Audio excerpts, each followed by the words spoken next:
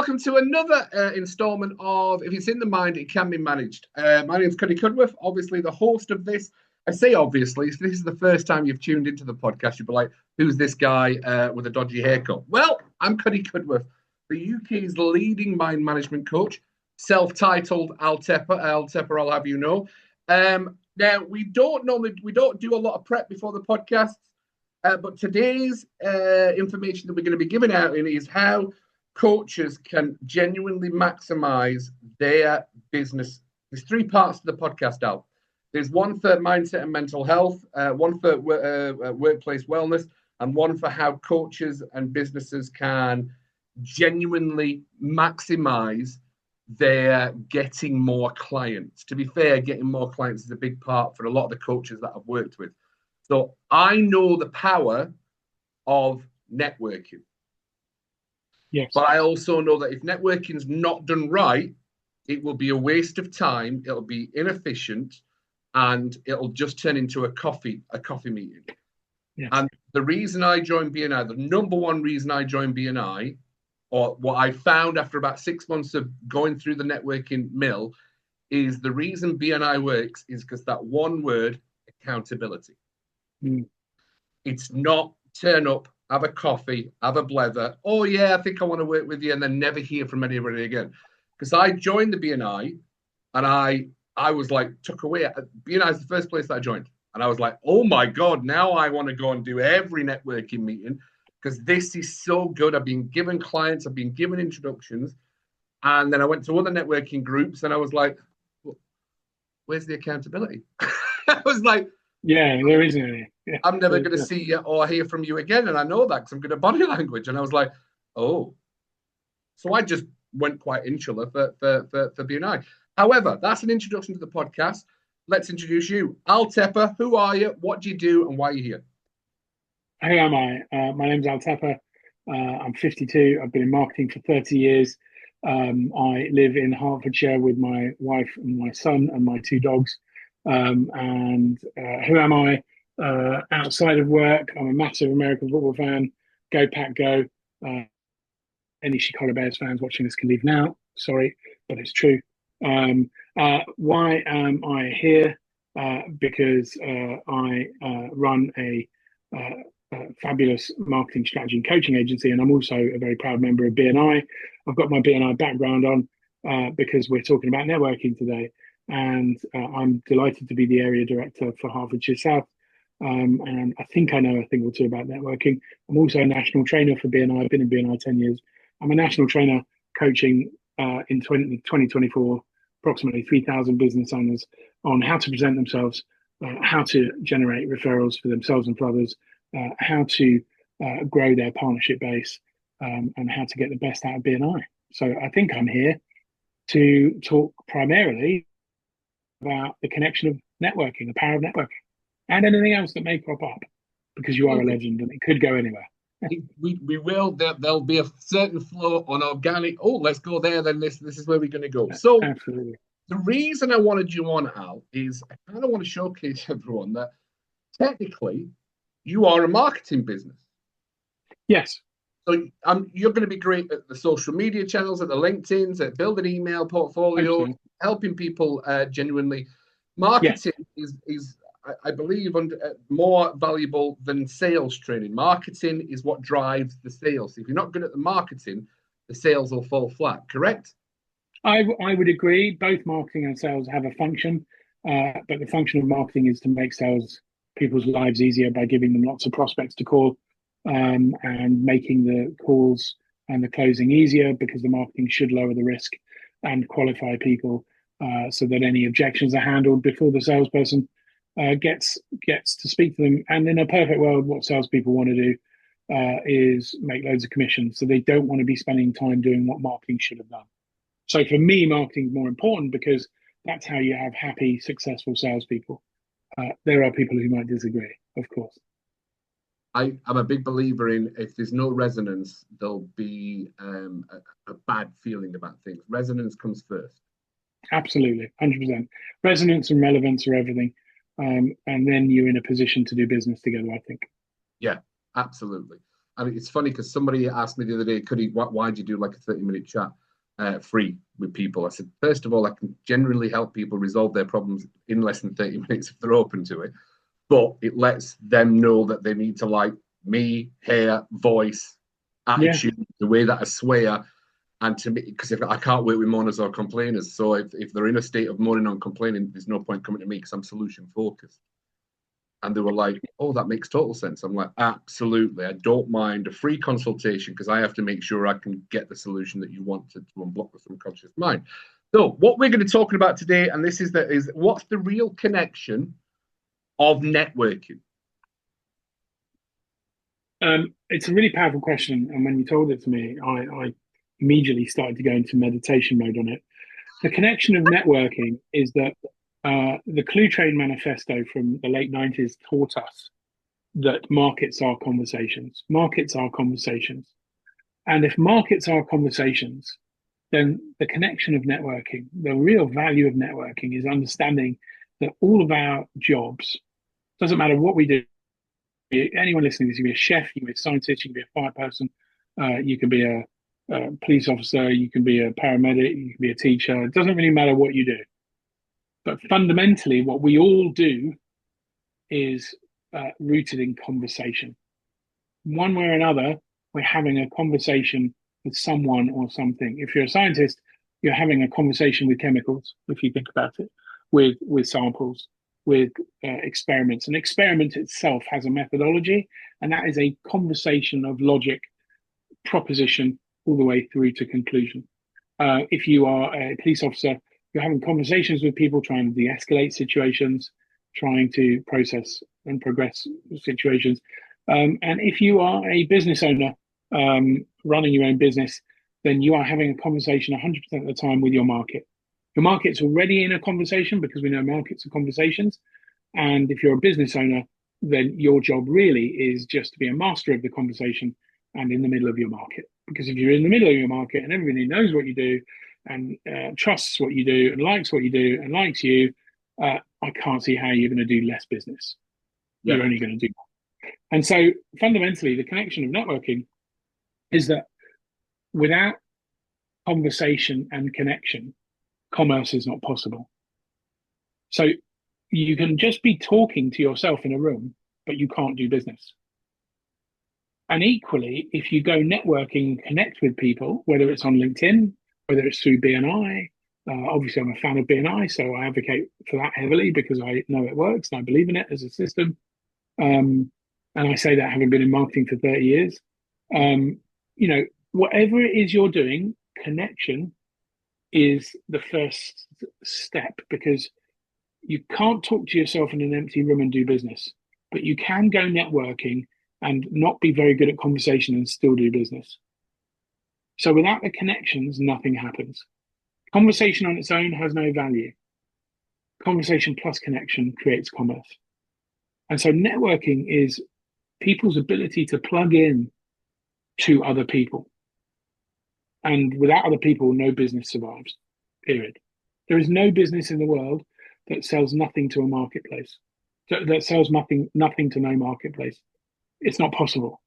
So by definition, in business means in market, which means in the middle of people. And so networking's role is to allow us to build up a network of people, some of whom are more relevant than others to us. And part of the job and part of the frustration in life is, none of us like wasting time, and we don't like wasting energy and time on people that we don't think we can help or that can help us. So one of life's greatest challenges is getting to relevance as fast as possible. In my day job, I talk to people about, stop chasing yeses and start chasing nos, because the nos don't have the relevance and resonance to work with you. Fine, get rid of them, let them go. Tell them, let them get rid of you as fast as possible. And the same is true in networking. There's no point, a very good friend of mine, Neil Gillis, says, there's no point watering dead plants. And in networking, you're going to meet a lot of people. Some of them are not for you. Don't take it personally, take it professionally. Some of them might be for you, but they might not like you because you might for whatever reason, be too much or too little or too loud or too quiet or too tall or too small. Who knows? As Emily Dickinson said in one of her poems, the soul selects its own society. The soul selects its own society. It's your choice who you speak to, collaborate with, connect with, go out to dinner with, do business with. It's your life. And it's their life too. So out of 100 people that you meet when you go networking, frankly, I don't know, on average, maybe 10 or 20 of them are your people. Or maybe 30 or 40 of them are your people, and maybe 10 or 20 of them are relevant to your business. So now you've gone from 100 down to 10 to 20 people. And out of those 10 to 20 people, maybe 10 of them already have partners and they really can't work with you because they've already got an established relationship. And out of that remaining 10, 5 don't get it. And out of the remaining 5, they're interested in pursuing it. Out of those 5, 2 of them will forget, 3 of them will follow up. And out of those 3, you'll build one great relationship. I think people's expectation of networking is that I'm going to like everyone and everyone's going to like me. I'm going to help everyone and everyone's going to help me. And I say that as a recovering people pleaser. I'm in recovery, full recovery from being a people pleaser now, because I used to think that if I help everyone, everyone will help me. No, it just doesn't. It is, you're right. Doesn't work that way. And so the first key thing about networking is, triage, work out in and through networking. First of all, who do you want to connect with and who are your people? Because if you don't know who you want to connect with, you don't know who your people are, well, they're not going to figure it out any quicker. So you may as well work it out. Who are you? Who are they? And what's in it for both of you? And once you've got that figured out, I think when you go networking, it gets more powerful. I love people in construction and the trades. I have many clients who are construction and trades clients. But I'm less likely to be able to help someone in the construction trades because I'm in marketing. I'm in B2B. Yeah. And so the people I try to surround myself with in B&I parlance is power team thinking. The people I try and surround myself with are other people like me who are working with B2B clients. Well, okay, so now I've already started to triage my approach, because if you go networking without a strategy and a plan, you're not networking, you're not working. If you're just going there and firing bullets into the empty night, what do you hope to achieve? Well, I hope your settings are set to very low, because you won't achieve much. Like you said, it's in the danger of just becoming a coffee meeting. And I only have 40 hours a week. I don't want to work all of them as it is. So I don't want to waste time. No offense. I don't want to waste time on coffee meetings with people who are looking for friends. I've got enough friends that I don't already see. Yeah. So I'm not looking to make friends. I'm here to grow my business. So the more intentional you are about networking, the more you approach it proactively as opposed to reactively, the more you have a plan. I'm going networking somewhere in a couple of weeks. Non-BNI. It's another networking organization. Forgive me from taking a sip from my comedy glass. It's actually a really small glass. I'm just really, really small. So I'm going networking and I've got a plan. I've got the list of people who are attending. I already know the 5 people I want to speak to. Yeah. Why would I go there randomly and spend half an hour speaking with everyone, hoping to be one of those people I want to speak with? How mad is that? Why wouldn't I have a plan? I've got a plan. So I know who I'm going to speak to. I know who I am. I know what I want to talk to them about. I know how we can do business together. I know who they are. I've done my research. I've looked them up. They don't know I've looked them up. I'm ready. Why wouldn't I be ready? How could it possibly benefit me to not be ready? And so the real connection of networking is that it's a training program. Networking, like the rest of BNI is a business gym, and networking is a training program to get you better at networking. And in fact, I'd go broader than that, Cuddy. Everything you do in your life is a training program to get better at the thing that you're doing. So when you play footy on a Saturday night, you're getting better at footy. When you're doing sales calls in your business, you're getting better at sales calls. If we stop expecting the outcome to be immediate, then we start to lean into the process and accept that it's a constant journey of self-improvement. And that requires self-awareness. And all of this is connected, and that's the real connection of networking to human life. Does that make sense? It's such a good point. There's a few things that when we first started that conversation, and especially when we're talking about marketing, I'm very much about vibrancy and frequency and tuning in. If I can tune my brain into the right delta wave, or the right brainwave, I know that I operate at a different level. And I know that there's a lot of things around AI at the moment, which is AI has always Mm, been there. We just went on the frequency to understand AI. Now we've met that frequency, which I think might be a Tesla thing.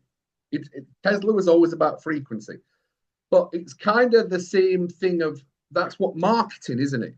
Marketing is absolutely. making sure that you hit the frequency of the client so they start listening to what you're saying so that you then become that connected and you start making business, you start making sales. Let's talk about it, sales.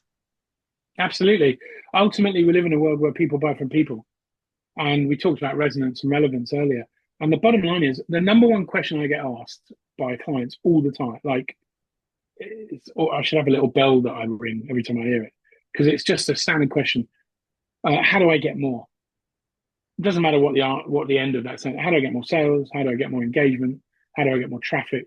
How do I get more likes? How do I get more opens? How do I get more? Standard question.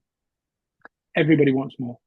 And I shock everybody with the answer because my answer is you don't get more. They go, what do you mean I don't get more? And I say, well, you don't get more because you can't go into a supermarket and take it off a shelf. It's not yours to get. And there's a really important mindset shift that happens when I go through this with people. It's not yours to get, it's theirs to give.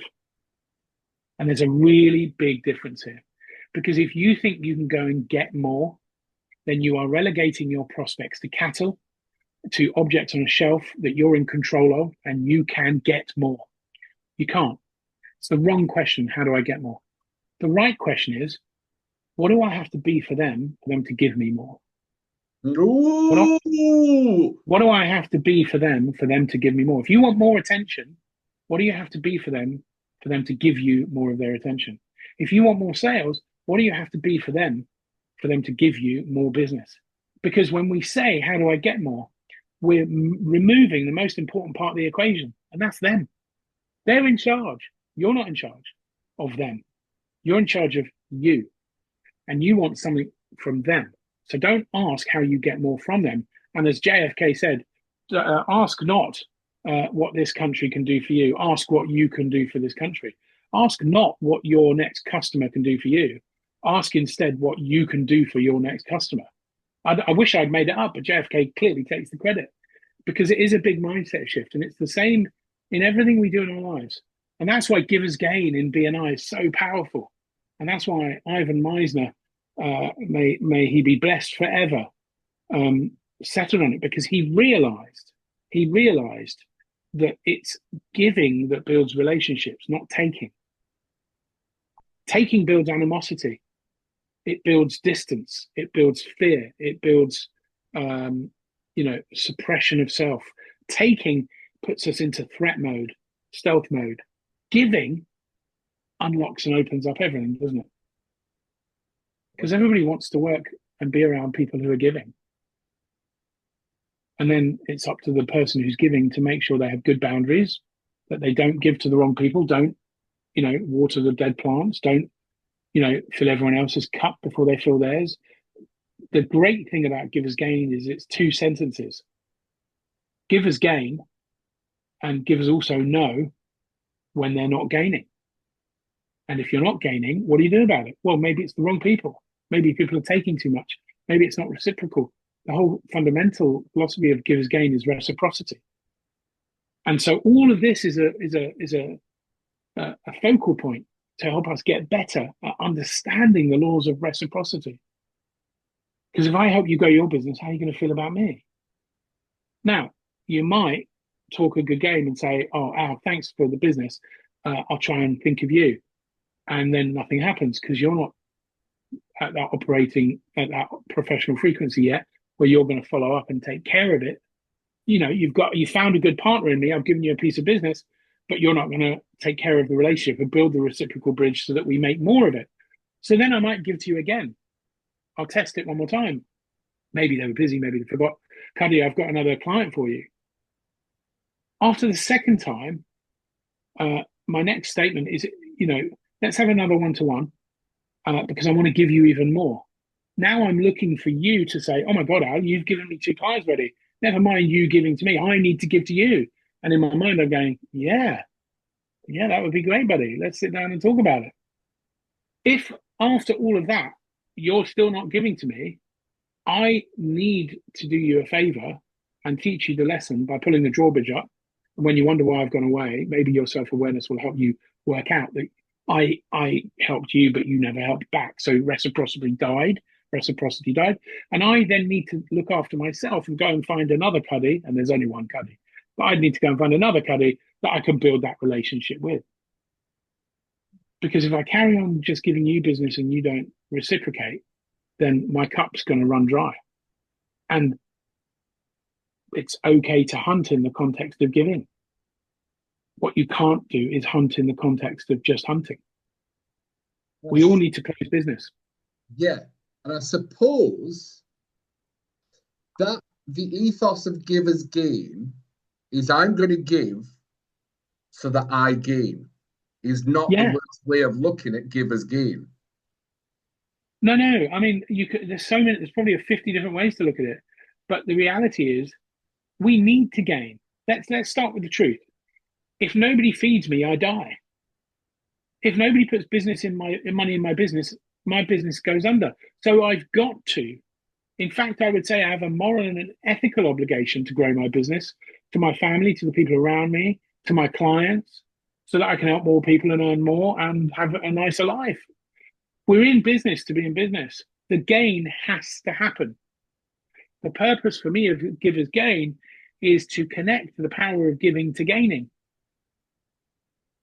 Giver's Gain, and again, my very good friend, who you should definitely speak to, Kelly, and I'll introduce you to.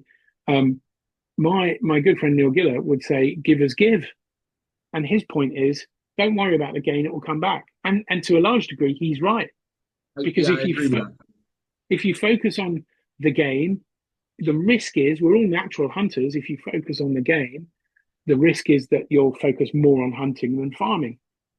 So Givers Give is there to remind you, give, and then deal with what happens next. But give first. Give first. If you sit there expecting to gain, that won't work. So give and give and give and give, and then look at the gain that's coming back or the gain that isn't coming back, because that's your job. Your job then is to triage. I've got a great relationship over here building with this guy, but I've passed her loads of business. She's not passed any back. So I'm going to move on to someone else like her because I need to grow my business. It's okay. It's okay to sell. It's okay to close. It's actually even okay to hunt, because if you don't hunt, you'll never eat. And farming and hunting doesn't mean not eating. It means being professional about it and being reciprocal about it. The problem with hunting is when they don't give, and then it's just take.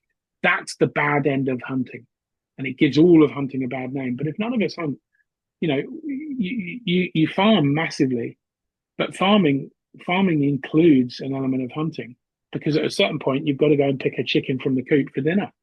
Yeah. The hunting may be different, but it's still hunting. You're still closing that deal, or you're going hungry. And maybe vegetarians would disagree with me. Vegetarians and vegans might say, "Well, you don't have to hunt lentils." Possibly, that's a different podcast. But in business, I can't run a business without revenue. Period. There's no equivalent of vegetarianism and veganism in business where I could substitute money for something else. Maybe there is. Maybe there are people who would say, actually, you can have, community interest companies that aren't focused on profit, but they still need revenue. Somewhere along the way, a bill's got to get paid. And my bank only really takes cash. They don't take lentils yet. So, in business, bottom line is revenue has to be the end game. It does. I mean, it does. That's the right. So there's something that I've always if we understand that the little mantras that we start creating become part of who we are, and they start becoming part of our mindset, and that actually can put the blinkers on. So going through the whole givers gain part, I had started going down the path of, it seems that givers give and takers take. Where's the And that's and a lot of people start saying, "Could you're a great giver, but when are you going to start taking? Because you're going to have to start taking." And I'm like, no, but I believe in givers gain, and I believe in those kind of things. Just as I am definitely karmic, to be fair. I do believe a lot about karma, and what we put out into the world, we get back, which I think that's probably genuinely the premise of givers gain. But how do we help people understand that a good networking and the real connection that you make is in givers and gain for both? Instead of givers giving and takers taking, then we need to really understand the concept of givers gain as, look, I'll give and we'll both gain because you'll give back. If Well, we've it's got not. that reciprocity, big word, isn't it? Yeah, reciprocity. What is it? It's reciprocity. Yeah, it's not linear. It's not linear. So if I give to you, I don't live in a linear world now. If I give to you, I don't necessarily expect to get back from you. Number one. However, if I make an effort for you, I expect you to make an effort. Because if I make an effort for you and you never make an effort for me, well, if I did, again, if I use Immanuel Kant's universalism on this, if I gave to everyone and nobody ever gave back or made an effort back, I'd be screwed. I'd have no business. So I have to work it out. So if I like you and I give to you and I have no expectation from you, that's one thing. If I give to you and we've got a great relationship and you put the effort in and nothing comes of it, I'm happy. If I just give to you and you just take, even if I like you, I'm like, well, yeah, could I put my effort and time to better use? I mean, there's another version of you over there, and he really wants to build a relationship with me. So, bye bye. And that's the reality. And you said something really powerful. You know, givers give and takers take. Again, Neil Giller, you're going to have him on the show because I've referenced him so many times now. He's a very long-term BNI. And he always says, givers need to learn when to stop giving because takers never learn when to stop taking. Say that again. Givers need to learn when to stop giving because takers never learn when to stop taking. Oof. It's an absolute humdinger, isn't it? And here's the thing. You talked about karma. I've got a little magnet next to me all the time. I don't know if that'll show up. There you go. Love wins, right? Love it. And the purpose of this in my head is that Giver's Gain is a story about two people, and I have to love both of them. I have to love you, but look what I'm doing. I'm loving you, and I'm loving me 3 times more. It's coming back to me. I call this the giving gun, right? And I have to give Giver's Gain. I'm going to point my gun at you, Cuddy. I'm going to go bang, and obviously styling it out. I'm going to fire my gun at you. I'm going to give something to you. But I need 3 things back. I don't need 3 pieces of business back. But when I give to you, I get 3 outcomes. When I give business to you, you get to know me a bit more, you get to like me a bit more, and you get to trust me a bit more. Now, what should happen if you're a good soul and a reciprocal business brain, and I give you a piece of business, the first thing, if you gave me a piece of business, the first thing you'd hear from me would be, oh, mate, thanks so much. Can we have a one-to-one? Because I want to try and help you in return. I now feel activated. You've pressed the button on our relationship. You've said, Al, I want a reciprocal relationship with you. Here's a piece of work. And I'm like, yes, I see that buzzer going off. Mate, let's sit down and work out how I can help you in return. Who do you want? Who do you want, buddy? I don't even need a one-to-one. Just tell me who you want. Tell me how I can refer you. Tell me why you. Because I want my brain to now engage. Because if I now pass you a piece of business, we got a good thing going on. And I might then pass you another piece. You might pass me a piece. And that's how I built the best relationship I've ever built in BNI. Just going to take a sip. Best relationship I've ever built in BNI. It's a big Smirnoff Ice. Yeah. It's not a Smirnoff Ice. I can confirm. It's lemon squash, I promise. There's no alcohol for me.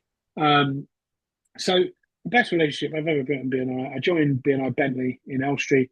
There are about 50 members, about 6 marketing agencies. I was at number 7. And the graphic designer in that room, immediately I knew I could work with him. And we have worked so much together. I can sell him in there. I know everything about his business. We're so reciprocal now. We're a dynamic duo. His name is Simon Hutchings. A massive shout out to Simon Hutchings. He is a graphic designer, creative brand agency, 20 years in business, if not longer. He just looks younger than me, and he is phenomenal. He makes me look good all the time. And that's because we pressed the buzzer, we built the relationship bridge, built a reciprocal relationship, and I can't imagine how much business we passed each other over 10 years. I mean, 6 figures probably, easily. And that's just one partnership. Yeah. And now imagine if you're surrounded by partnerships like that. Yeah. I mean, it's the lowest cost of sales in the world. And you've got to, however, you've got to try and love the other person. But if the other person won't let you love them, you've got to love yourself more. Because if the other person won't love you back, you know, you've got to get love from somebody else. And talking about getting love from somebody else, my missus has just walked in and bought me a hamburger. I mean, talk about givers gain. Thank you, honey. I mean, live on this podcast, she's bought me a burger. I'm going to take a bite because I'm on pills and I have to eat at certain times. But that's the point. You know, she didn't have to do that. She didn't have to give me a burger.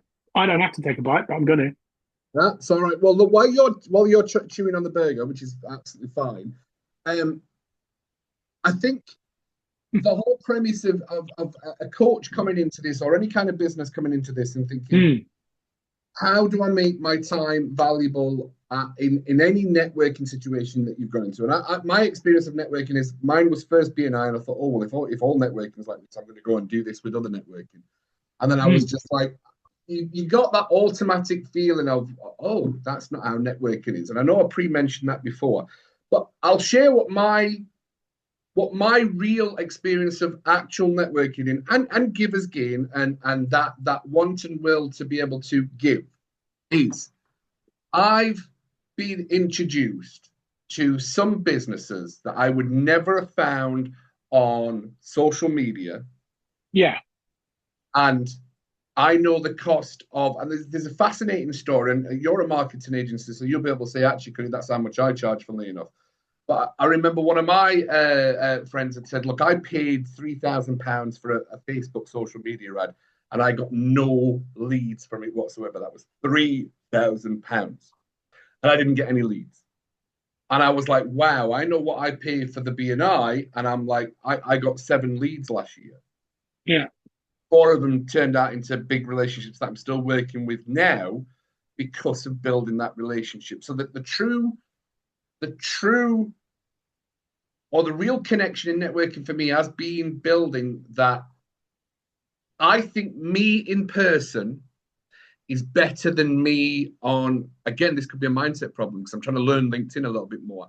But I think the real USP of Cuddy and mind management is talking to me face to face and thinking, do I actually like him, to be fair? Because I don't want to take your money if you don't like me, because it will not work. Any kind of coaching, if you've been told and sit in front of a coach, business coach, whatever, if you're not liking the person, there's no resonance, there's no point. So there's going to be resentment. If there's no resonance, there'll be resentment. And I was like, so that's been the real power of networking. For anybody watching this going, well, I want to get into networking. And again, this is any networking that you want to, is that once you start building that know, like, and trust, a word of mouth referral is always going to, for me, be more beneficial than a social media post.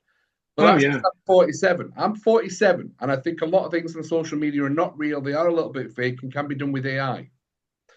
However, I don't think networking will ever get replaced by AI, because I think people are going to want connection. 100%. People buy from people. People buy from people. So I'm 52. I've been around ages. There's people who've been around longer than me, but I remember marketing before the dot-com bubble. I remember, you know, what marketing was like before we had digital channels. Some people amazingly today call themselves digital marketers. No offense, digital marketers, but there's no such thing. I'm really sorry, and you can come at me all you like. There's no such thing as digital marketing. There's marketing. And then there's a series of channels under marketing. Some of them are digital and some of them are not digital. So when you say you're a digital marketer, what you're saying is you're only focused on certain channels. Well, why would you automatically discount certain channels? What if those channels are right for a client? I mean, if you're a digital marketer, are you saying that face-to-face, if face-to-face events are relevant, you wouldn't include them because you're only digital? So the reality is, I once sat down with a chap who just got a job as the head of digital at Virgin Media. I had lunch with him. He was a friend of mine. I had lunch with him, and I said to him, I said, it's day one, head of digital, Virgin Media. Wow, I mean that's a massive job. I said, what's your first action? He said, I'm going to find the head of analog and kill him. And I thought that was genius because he was making a very solid point. Digital's a myth. We're all in marketing. Why would you limit yourself to channels? If you want to be a channel specialist, be a channel specialist.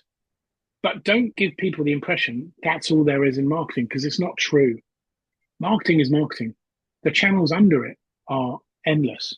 And the problem that the last 30 years has caused is that most people that I meet in digital marketing today have never had a marketing job, and they don't understand the broader scope of marketing. And I don't mind if they come at me. I'm 52. I couldn't care less. I know I'm right. If you're in marketing, you're in marketing. It's a bit like saying, I'm a business coach and I'm a mind management coach. You're a coach. You specialize in mind management because that's your area of specialism. But no one would deny that the coaching that you offer to people, of course, it goes beyond mind management. It's in coaching. And so you might be focused on the channel of mind management, but fundamentally you're a coach. And if somebody sat in a meeting with you and said, I've got a limiting belief here or there, you'd fix it. And if somebody said to you, I really need some coaching around business, you might say, well, I'm not a business coach. Or if somebody needed coaching around marketing, you might say, I'm not a marketing coach. But you would accept that the broader picture is still valid. Because until that person fixes all the things they need to fix, it won't work. Mind management is a massive part of that. But it works not in isolation, it works in tandem with other coaches, right? And that's why you work with other coaches, because there will be other people who do other pieces. And in digital marketing, the trap is over the last 30 years that we just think it's all digital now. And it isn't. The reality is face-to-face is going to be more important thanks to AI. Because with AI, how will we even know if we're real on Zoom? How will we even know? In 5 years' time, I will be able to clone myself and have a Zoom presence. And most of you, and maybe even less than 5 years, it's even available now. Video, tone of voice, it's all clonable right now. That's why we've got deep video faking going on, right? So in 5 years' time, you'll be on a Zoom with me. How will you know I'm really there? You won't. But if you meet me in a hotel and we sit down in the lobby and have a coffee together, I can't do that with AI. And so AI is actually going to bring us back. Digital marketing has brought us back to marketing, and AI will bring us back to face-to-face. Well, 100%. I know full well that when I get a message on LinkedIn or a phone call and I'm like, that's not a person. That's just not a person. And I don't want to do business with not. And I don't think that's an age thing. To be fair, I'm only 47. I don't think that's an age thing. I think that's a human connection thing. But I think AI is going to be super helpful. But the real connection in networking is that you're with people. And one of the broadest spectrum of things there is that most people feel lonely. Yeah. Especially in business. They feel lonely, especially in business. And that's why the genuine, real connection of networking is you're going to be around real people. You might not like all the people that you're going to be with, but you will be in a room with real people. And that is going to be one of the best things that you have. You're going to feel that connection to other people, because that's what happened with businesses. They closed down COVID. Let's go home working. Everyone liked that home working because they were like, oh, I don't have to leave the house. Now times come along, they're like, oh my God, I feel so alone. It's just me and the dog, or me and the baby screaming sometimes. And I'm like, that's why. So the real connection for network, or the real power, or the real connection of networking is people, isn't it? It's people. And it's all we've got. Everything else is an illusion. I mean, literally an illusion. Every screen we look at is an illusion. And the proof is there's nothing behind the screen. I mean, if I look behind my screen, Cuddy isn't sat in a little box waiting to leap out at me. It's all an illusion. It's all virtual. It's not real. But we tricked our brains into thinking it is because it serves a purpose. It serves a purpose for me to do this on Zoom with you because you're a long way away and you're in Europe and I'd need a different passport. You know, In Scotland, it's still the well, UK, mate. technically, You don't need a passport to come to Scotland. but it does feel like you're in Europe, that's for sure. But you know, the reality is, we through convenience, through the necessity of convenience, things like Zoom, things like AI, rear their head, rightly so, because they make. I'm not advocating. I'm not a luddite, but I do want us to remember what's important. And no relationship I've ever built on Zoom is ever as good as the first hug or handshake when I meet that person. Absolutely no, there is no comparison, there's no question, there's no doubt. People buy more from people now because of digital. Yeah. And digital needs to remember its place in the broader marketing sphere for its own sake. Don't do it for me. I don't care. Do whatever you like. But you are in marketing and you need to be more channel neutral than just saying digital, because that trains us all to only think in digital terms. And that's not good for your clients. It's not good for the business owners to only think in digital. People have forgotten, for example, a great example, Cuddy. People hate picking up the phone. They really do. People hate picking up the phone. Why? Well, it's not a digital channel, is it? It's an analog channel. We don't really talk about it.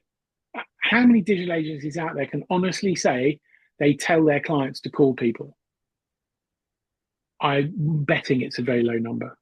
Oof, you know what? I'm going to share something. I'm going to do a LinkedIn post about this actually, because I was invited to a big marketing thing for my area of work, which is culture, and I was somebody messaged me on LinkedIn, and I never ever say aye, yes, whatever.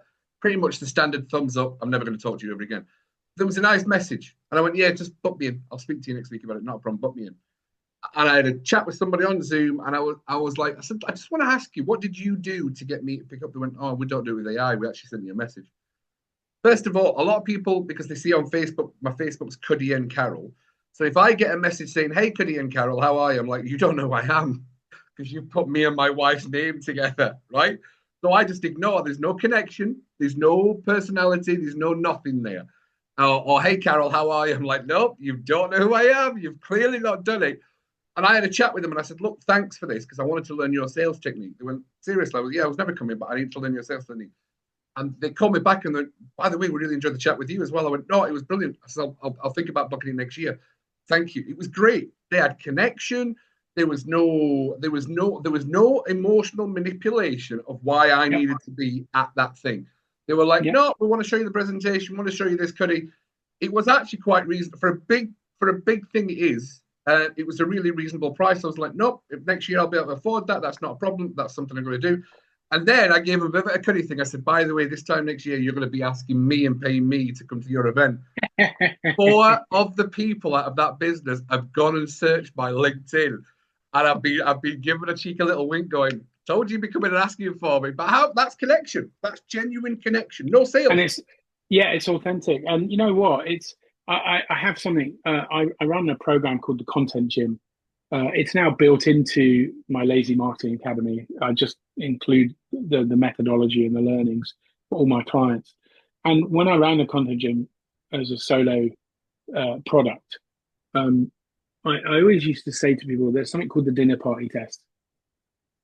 And the dinner party test is really simple.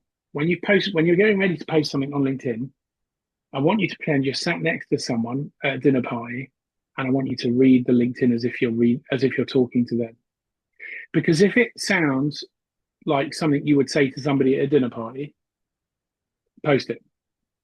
If it sounds something that you would be embarrassed to say because it's too salesy or too constructed or too inauthentic or too just faffy, and you wouldn't say it at a dinner party, why would you put it on LinkedIn? And not just LinkedIn. before you call someone to pitch them or close them or progress a call or build a relationship, run it through the dinner party test. Is it real? Is it natural? Would you actually say this to an actual person if they were sat next to you at a dinner party? And most of the time, if we ran that rule, we wouldn't post it. We wouldn't say it because we've forgotten the art of conversation. And earlier, I talked about the Clue Train Manifesto and how markets are conversations, and all circles back to this, mate. All we have is each other. And the only way we communicate is through conversation. And all markets are conversations. So all we need to do is become conversation masters. All we need to do is remember the art of conversation. And that's what grinds my gears about digital the most. Digital has stripped away the art of conversation because we don't need conversations because we'll just send an email. Well, I don't need conversations. I'll just batter people with LinkedIn DMs. No, it's conversations that win and create the opportunity for commerce. And it's been undermined and undercut because it's not a digital channel. It's like phones.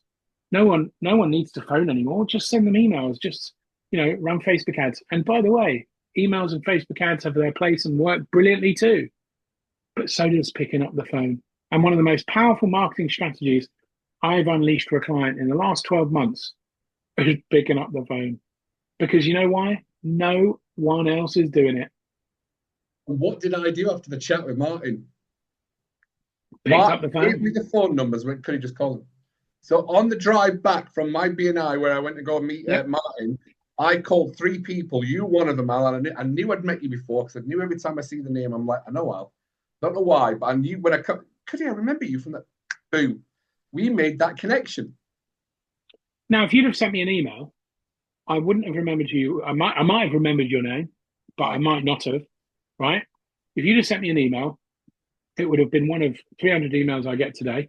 Yep. I might have seen it. It might have gone in spam. There's 1,000 ways, 1,000 variables why this wouldn't have happened. But because you picked up the phone, and by the way, I didn't know who the number was either, and I rarely pick up from unknown numbers. I rarely pick up from unknown numbers, and I get an intuition. You know how you think of someone and then 5 minutes they call you. So when I get a call from an unknown number, I get an intuition on who's on the other end of this phone, and I felt a positive disturbance in the force. So I picked up the phone and look at the benefit to both of us. And that's because you did something a lot of people don't do. And by the way, that's why direct mail is working again, because no one else is doing it. And again, direct mail is not a digital channel, is it? No. So all of you lovely digital agencies, please take on board what I'm saying.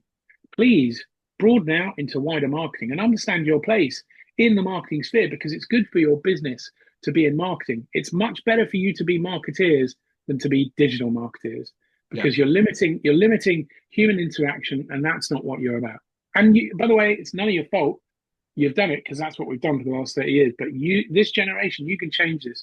You can bring the people back into marketing. And I encourage you all to do it. And that's getting back to the connection of networking. It's all about the people.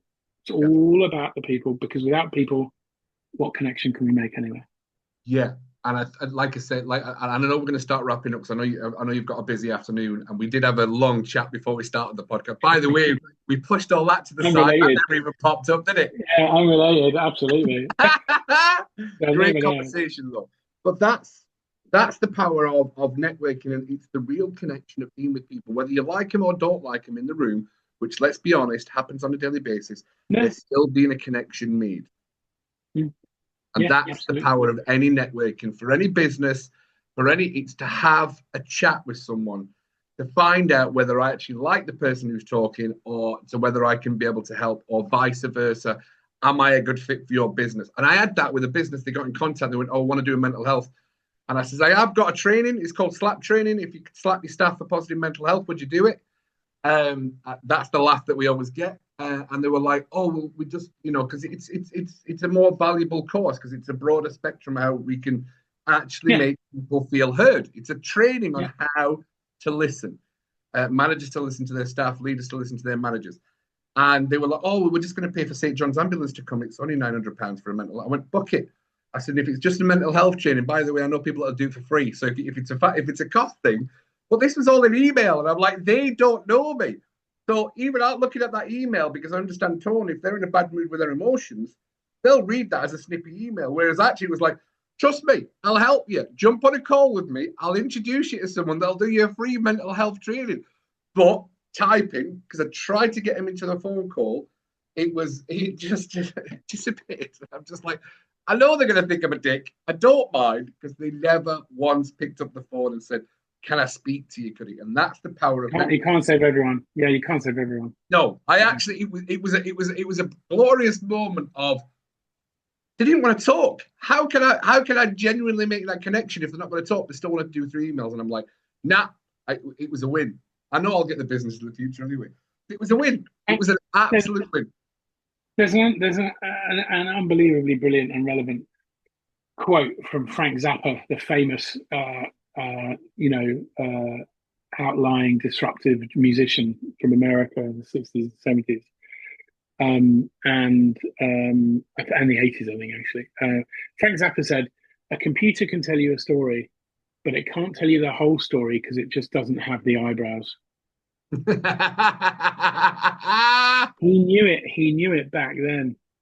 And that's the bottom line. We've got eyebrows. We can do nuance. We can do emotion. That's why talking matters. That's why if we reduce ourselves to just digital, we're giving something powerful up about our humanity. And all I care about now is putting the people back into the marketing, because your customers will thank you for it. And if you want better proof, go and call a bank that has an automated IVR system where you can't get through to a person, and see how long it takes you to get to the point where you want to kill someone. Because when you take people out of the equation, nothing's good and nothing works. We're all just walking each other home, as Ram Dass said. And in business, it's true. You have prospects who have problems. They just want help. So get back in the conversation and help them. And that's the real connection of networking, is the conversations you can have with real people. Absolutely. And that bombshell, we will absolutely wrap up there, Al Tepper. It's been a pleasure. Thank you very much. It's been a pleasure for me too. Absolutely. Thank you very much for coming on to the Mind Management Mentors podcast. So if you're a coach or you're a business and you're wanting mind management to help you progress and move and become the high performer that you know you can be, then by all means get in contact. But on the flip reverse, Al, if there's something in marketing that you're thinking, Al Tepper's got the answer for me, the link is in the details in the description, so you can log on to Al Tepper's system and get into his ecosystem and generally have that conversation. But as I always finish every one of the podcasts, remember, if it's in the mind, it can be managed. Whether that's your mental health, your traumas, or your mindset, there's an answer and a solution out there for you. As always, big love from Cuddy, and we'll see you on the next episode of the Mind Management Mentors podcast.